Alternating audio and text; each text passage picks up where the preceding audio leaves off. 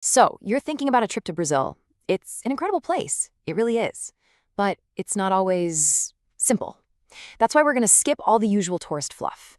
This is about practical, honest advice from someone who actually lives there, someone who wants you to see the real Brazil and to do it safely and smartly.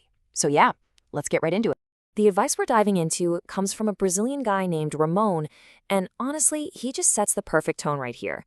This isn't some generic travel guide. As he says, this is the stuff he'd tell a good friend. And what does that mean? It means it's real, it's direct, and it's all about looking out for you.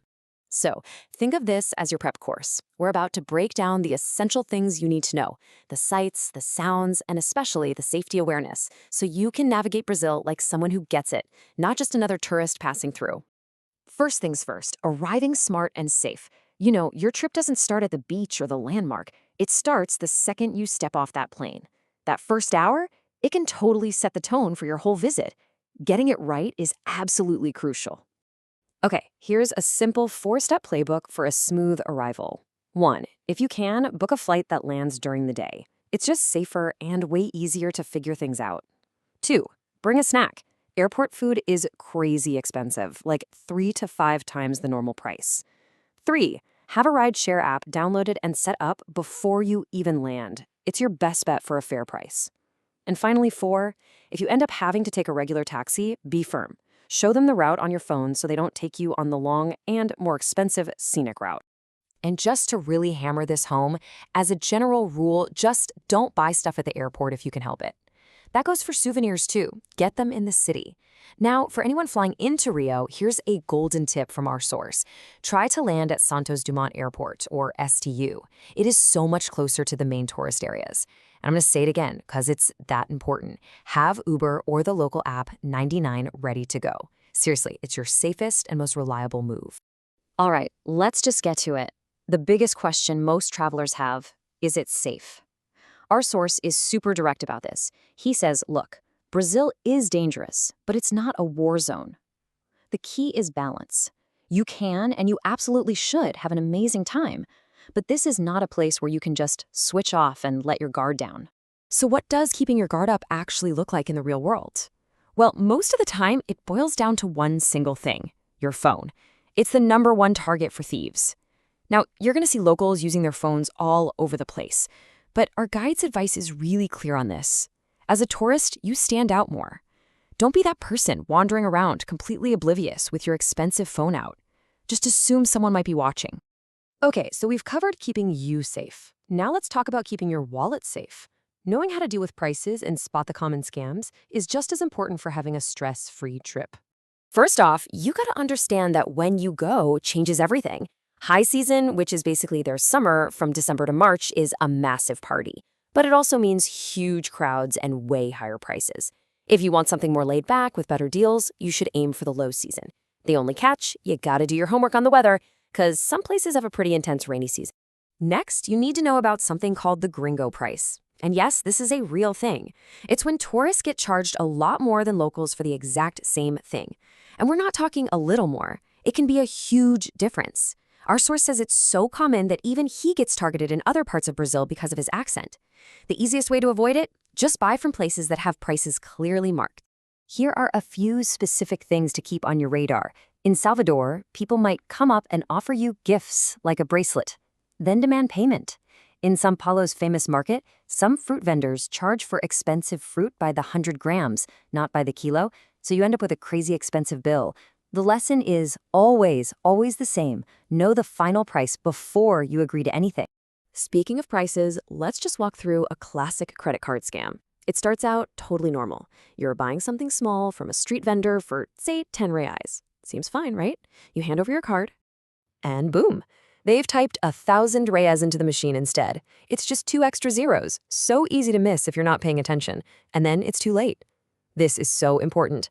Always look at the number on the card machine yourself. Double check it before you ever enter your PIN or approve the payment. All right, let's shift gears from just staying safe to really understanding the culture. To truly enjoy a place like Brazil, you have to get a feel for its people and its places. It's a massive country, and honestly, a little bit of cultural insight goes a really long way. This is fascinating.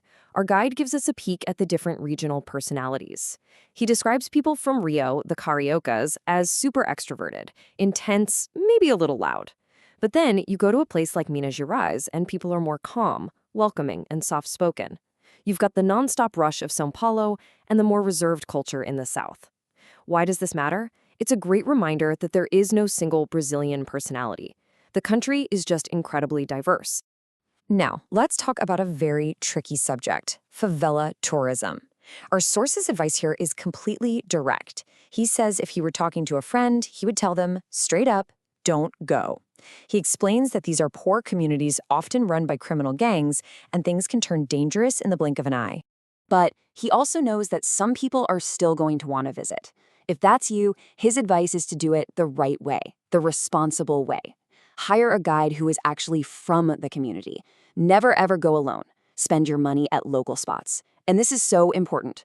Avoid those safari-style tours. You have to remember you are visiting people's actual homes, not a zoo or a theme park.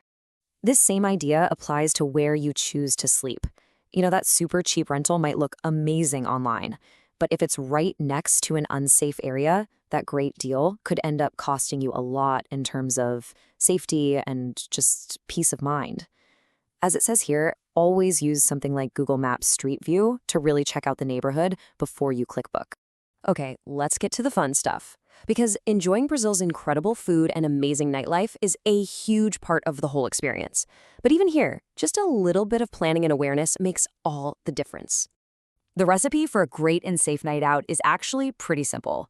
Crowds are your best friend. Stick to the busy, well-lit streets where there are lots of people. The real danger is usually on the edges, when you wander off a lively street and onto a quiet, empty one. That's where you're an easy target. And, you guessed it, keep that phone tucked away. The food in Brazil is just incredible, and you really don't have to spend a fortune to eat well. These pay-by-weight restaurants are great for a simple, affordable meal. If you want something a little nicer, look for restaurants with a fixed menu. Here's a pro tip. Just walk 2 or 3 blocks away from the main touristy beachfront, and you'll see prices drop like a rock. And if you want to order in, the app everyone uses is called iFood. This brings us to a really important cultural point. There's this stereotype out there that Brazil is just one big, endless carnival party. Our source pushes back on that hard. He compares it to thinking that all Americans just wear Halloween costumes all year round. It makes no sense, right?